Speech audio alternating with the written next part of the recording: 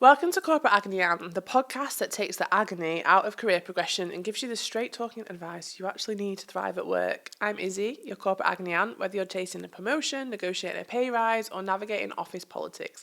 Just figuring out your next career move. This is the place for career highs, lows, yeses, and nos. So hit subscribe wherever you're listening because your next big opportunity starts right here.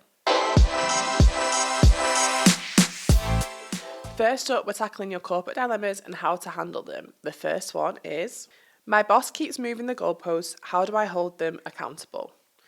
The problem, you're working hard, hitting your targets, and then bam, your boss shifts expectations again. 1 minute you're aiming for one goal, and just as you reach it, they raise the bar or change the criteria. It's so frustrating, I've been there, it can be completely exhausting, and worst of all, it makes you feel like you're constantly failing or chasing an unachievable goal. When expectations keep changing, documentation is your best defense. If there's no written record, your boss can literally so easily deny or alter previous conversations. So here's how to establish clarity and hold them accountable. Step 1, you need to document agreements immediately. After every meeting, send a follow-up email summarising what was discussed and agreed upon. So, for example, you might say, follow up on our discussion regarding X or Y. Hi Dave, thanks for a chat today. I just wanted to summarise our discussion to ensure we're aligned. Goal 1, example, deliver the Q2 sales report with a breakdown of customer trends by the 15th of April. The success metrics might be, example, including data analysis on retention rates and revenue impact. And the next steps could be, an example, I'll provide a draft by April the 8th for your feedback before finalising. Let me know if I've missed anything or if any adjustments are needed. Looking forward to getting this done. Best, Izzy. The email serves two purposes, okay? It locks in the expectation in writing, making it harder for your boss to shift the goalpost later, and it gives them an opportunity to clarify expectations now rather than after you've put in weeks and weeks of work. Step 2, you need to address sudden changes professionally. If your boss does move the goalpost, politely reference your documentation and ask for clarification. So, for example, Dave, I want to make sure I'm aligned with what's expected. Last week, we agreed the success of this project meant X, Y, and Z. Today, you've mentioned needing A, B, and C. Can we clarify what's changed and how that impacts the timeline? It forces your boss to acknowledge the shift and explain why it's happening. And if they keep doing it, you now have a pattern of behaviour documented, which I promise you is invaluable if you need to escalate the issue later. If it keeps happening, you need to escalate with evidence. If your boss continuously moves the goalpost despite your best efforts, you need to bring your documentation to their boss, senior leader, or HR, whichever department you think is appropriate. Instead of making it personal, frame it as an issue affecting your ability to meet expectations effectively. Another example, I want to make sure I'm delivering at the highest level, but I've noticed that expectations on ABC projects keep shifting. I've documented our agreements and changes over time, and I'd love some guidance on how to ensure clearer expectations moving forward. It keeps it professional, not personal, but it's making it clear that the problem isn't you, it's inconsistency in leadership. A paper trail is absolutely your best defence because if it's not in writing, it didn't happen. Documentation is the key to protecting yourself, clarifying expectations, and holding your boss accountable. With all that being said, it is your boss or your business's prerogative to move goalposts as much or as little as they want to. Budgets change, business performance changes, and therefore things have to change as a result. Some businesses do this all the time, and that is their best practice. That is fundamentally wrong. But if you're in a business where times are tough and they're having to change goalposts and budgets to stay alive, please try and read the room and think whether or not this is a personal problem or a purely professional one. So that is my caveat to the advice I've just given. If the goalposts have moved because the business is struggling, that's a very reasonable reason why, even though it still feels personally very frustrating. Our next corporate dilemma is, I'm the only one on my team working late. How do I stop without now looking lazy? So the problem is you're burning the midnight oil while your teammates clock out on time. You worry that stopping is going to make you look less committed, but staying late isn't leading to promotions or recognition, just exhaustion and dissatisfaction. The key is to set boundaries while maintaining efficiency. So you need to ask yourself, why am I actually working late? Is this a workload issue? Is it too much work? Not enough time? Is it a culture issue? Does leadership expect sort of presenteeism or face time after hours? Is it a personal issue? Do you feel guilty leaving on time? Once you know the cause, you can fix the root problem, but not until then. If you're working late due to workload, focus on prioritization and efficiency rather than just putting in extra hours for the sake of it. Try time blocking, tackle high priority tasks first, switch your phone off, delegate or automate where possible. If it's about culture though, you need to lead by example. Start leaving on time without apologising. If asked, say, "Oh, I've wrapped up my priorities for the day, so I'm logging off, Dave. I'll see you tomorrow." But if your boss is the issue, you need to have a direct conversation. "Dave, I've noticed I'm consistently staying late to keep up with workload. Are there ways that we can adjust priorities or redistribute tasks to ensure everything gets done within work hours?" You also need to stop measuring your worth by hours worked. Long hours does not equal success. If working late isn't getting you promoted, stop assuming it will. Instead, focus on impact. Being the last in the office does not mean first in line for a promotion. Trust me, I've been there, done that, got the t-shirt. The people who rise in their career do so by delivering results and not clocking hours. No one ever realises when you're working late. No one ever gives you credit for working late if you're not delivering results. Focus on results first, work smart, set boundaries, and let your performance speak for itself, not your presenteeism. Next up, we have the section of the podcast that we call Corporate Confessionals. It's the part where people write in and tell us anonymously their biggest mistakes at work, so that you can feel better about yours and realise that we are all only human. Today's corporate confessional is: when I worked for a Manchester recruitment firm, I wasn't favoured as, number one, I had a boyfriend and was told in my interview that relationships wouldn't last long whilst I worked there, and number two, I wouldn't go out for social drinks Wednesdays, Thursdays and Fridays. By the way, on Mondays and Tuesdays they were still hungover. Anyways, everyone is entitled to their annual leave. I took a week's holiday, only to return to an email saying that I needed to make up for the annual leave, which I'm sure is illegal. I left not long after, and they still have never paid me my commission for the deals I made, and that was the end of me and recruitment. Trust me when I say we've all been there and done that. Honestly, the things that I used to tolerate at the start of my career versus now are actually worlds apart. When you're a new entrant to a market or industry, you honestly just look around and let things happen to you. And there's no shame in that. I used to be so mad at myself for the things I used to put up with.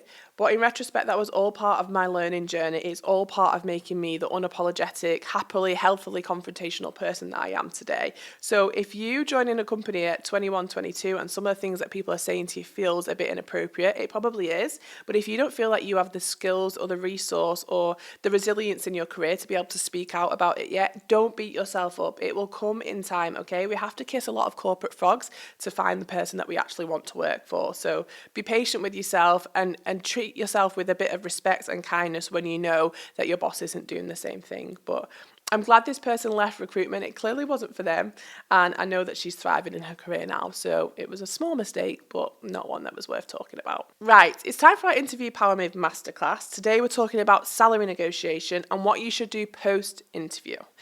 This is how to negotiate your salary without fear. Talking about money feels uncomfortable for many people, but failing to negotiate can leave literally thousands of pounds on the table over the course of your career.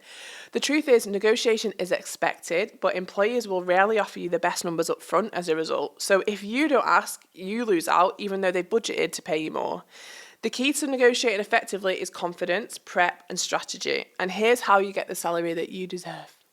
Firstly, always aim higher. When asked about salary expectations, never go straight for the lower end of the range. So, for example, if the job is advertised at £35,000 to £45,000, say, based on my experience and the market, I'm looking for £45,000 to £55,000. It does two things. It positions you at the top end of the range and it gives them room to negotiate down, and it sets an anchor point. People tend to compromise from where you start. You have to be ready for pushback. If the employer says, "That's outside our budget," don't panic. You just say, "I understand budget constraints, but given my skills and experience, is there flexibility within the range? If not, I'd love to explore other ways we can align on value." It keeps negotiations open rather than shutting them down. You need to negotiate benefits, not just salary. This is something I learned far too late. If the salary isn't flexible, compensate in other ways. Bonus. Is there a performance-based bonus structure? Remote work. Would you be open to remote or hybrid flexibility? Extra holidays, which would be my priority. Would you consider an additional 5 days of leave? Training and development. Could we discuss covering a course or a certification? These perks add financial value without increasing the base pay. So I'll give you an example script. I'm really excited about this role and the impacts I can make. Given my experience in tech, I'd love to see if we can get closer to 50,000. If salary flexibility isn't possible, I'd be happy to explore alternative benefits such as additional lead or professional development opportunities. It reinforces your enthusiasm for the role, and that's why it works. It ties your ask to value, not just a random number, and it keeps the conversation open instead of demanding. Always negotiate, please, it's expected. Hiring managers anticipate negotiations, and if you don't push back, you might be leaving money and benefits on the table. Next, we're going to talk the post-interview moves that give you the edge. So you nailed the interview. So what? Now what? Most candidates drop the ball here and they lose momentum. So here's how to keep yourself ahead of the competition.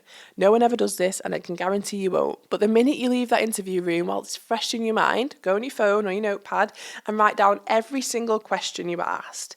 This helps prepare you for the second stage interviews or for interviews for future roles. If you're struggling with any question, practice a better answer for next time. Always follow up with a thank you. Just keep it short, professional, and enthusiastic. Reinforce your interest and reference something specific for the interview. So, for example, hi Dave, thank you for the opportunity to interview for the role of talent acquisition manager. I really enjoyed your conversation, especially when we were talking about AI and the impact it has on workplace engagement. I'm even more excited about the possibility of joining your team and contributing to Dave's company. Please let me know if you need anything else from me, and I look forward to hearing what's next. Best, Izzy.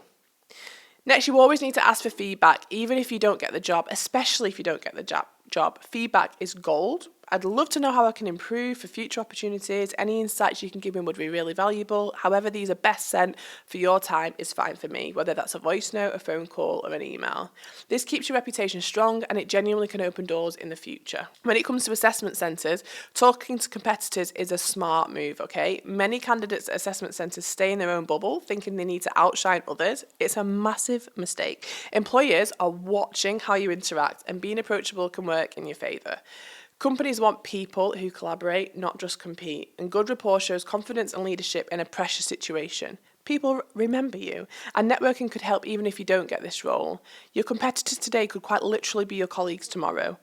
My final reminder is that interviews already cost you, okay? You do not need a brand new outfit from Topshop. What you should spend on an interview is annual leave, if needed, travel expenses, and a post-interview reward, maybe that special cappuccino from Cafe Nero. But what you shouldn't spend on is a brand new outfit, expensive accessories, unnecessary grooming. If you must buy something, check a charity shop for affordable workwear. Just prioritise looking polished, not expensive, and treat yourself after the interview, not before. The best investment is your skills, not your wardrobe. The bottom line is negotiate with confidence, it's expected, maximise the post-interview strategy to stay ahead, and be smart about assessment centres because networking pays off. Do not waste money trying to look the part, focus on being the part. Finally, we have our community questions from producer Georgia. This is the part of the questions where you've written into us on our socials and we answer as best we can. Producer Georgia, over to you. I'm meeting with my manager to request a change in leadership because they are an insecure leader. Any tips? Meeting with your manager to request a change in leadership was probably one of the most nerve-wracking things you can do. I would not lean into the personal. I would not lean into insecure manager. I would talk about how your management styles, your collaboration, your communication doesn't particularly gel based on your individual working needs. I would meet with them and I would give them honest feedback, but it must be rooted in something that is constructive and kind. I think being super critical in a scenario like this is not going to get you the outcome you're looking for. Instead, try and shoulder some of the blame in terms of what it is that's making that manager feel insecure. Insecure managers are often micromanagers. Maybe you're not updating them in a proactive enough way based on their needs. It's not your fault, but I think leaning into their faults and insecurities isn't going to get you the outcome you're looking for. Go to that meeting with recommendations on how you best might work together or how you might include a different manager into your line management as opposed to criticism. I think criticism is not going to be received well. Thanks, producer Georgia. What's next? I quit my job after 3 years for a new role and I'm terrified of failing. What shall I do?